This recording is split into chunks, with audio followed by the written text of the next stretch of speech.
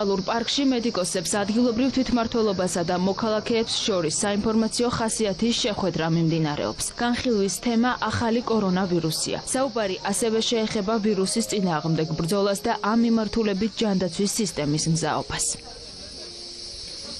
გაისაუბრებიან ბიზნეს სექტორის წარმომადგენლებს, ჯანდაცვის თანამშრომლები და მივიღებთ კიდევ ალბათ იმ გადაწყვეტილებებს შემდგომში უკვე რომ არ მოხდეს ამ პანდემიის გავრცელება, შიდა გავრცელება, რითი ავიდოდოთ, როგორ ავიდოდოთ და როგორ უფრო კომფორტულად ვიგრძნოთ თავი დაცულად, ასე ვთქვა და გაუხსნათ ჩვენ ერთმანეთს სიცოცხლეს, ამასთან დაკავშირებით იქნება ლაპარაკი.